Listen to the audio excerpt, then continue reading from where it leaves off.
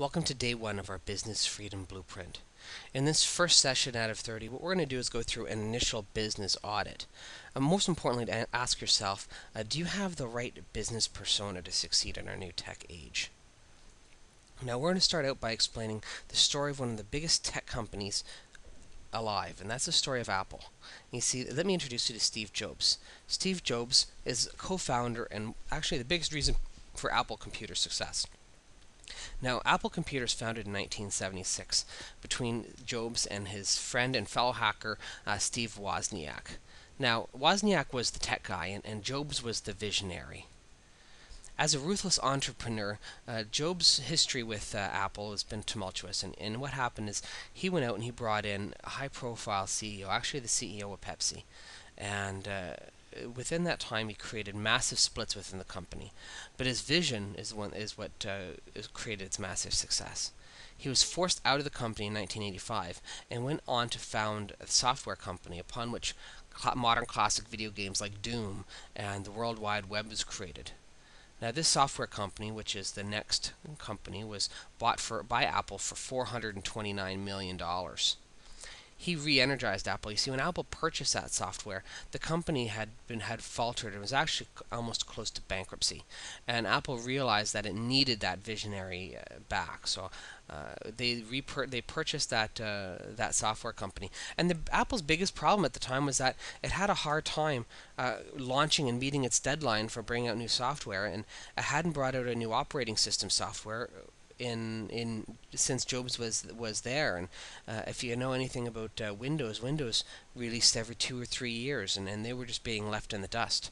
So what happened is within that 2 years, Jobs came in and introduced a brand new operating system platform based on his next software, and calling himself the ICEO.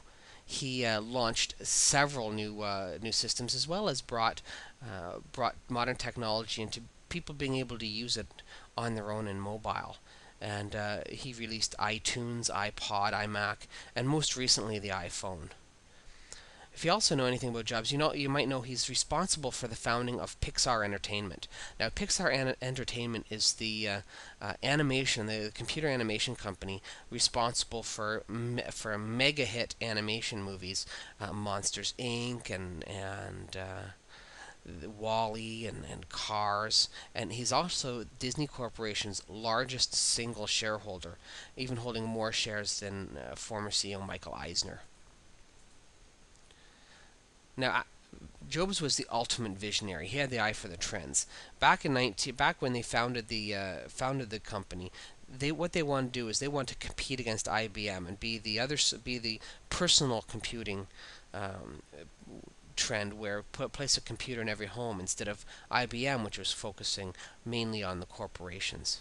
Now, his biggest strength was his ability to build his story of rebellion and rally people to his cause.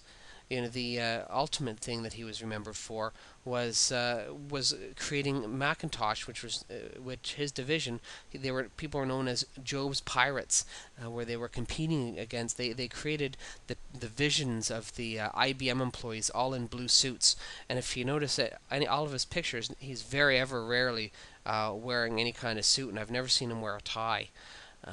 Because he wanted to be the casual and the warrior for the everyday person instead of the faceless corporate masses. And when he hired people for his Macintosh division, he hired them with the title of evangelists to go out there and find software providers that would provide packages specifically for his Macintosh division. He also had people that go out and recruit customers to develop that same mentality, and they developed a large, massive customer base of people that would only use their companies. It's well known that people who purchase a Mac and who are Mac users, they become Mac users for life, and that's what they preferred. They bought into that story and wouldn't use a PC-based software package. What he did is he wanted to develop that customer preference, and right now he's even garnered that with iTunes and iPod and iPhone, being that easy to use, in-your-face person that's totally against that corporate masses, and to separate himself from all the other software companies and hardware companies by being the one that's going to be easy to use for you. Now let's take a look at what's your story.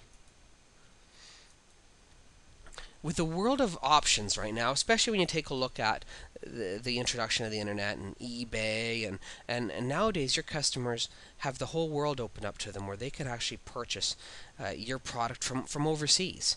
Or the services, they'll be able to learn in depth about what to do, and even you take a look at say a contractor, a service contractor, people will learn how to online and be able to do it themselves.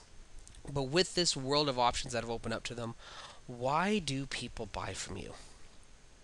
You see, many people believe that this is the information age, but in reality, there's so much information available that your customers have become overloaded, and it has become the recommendation age.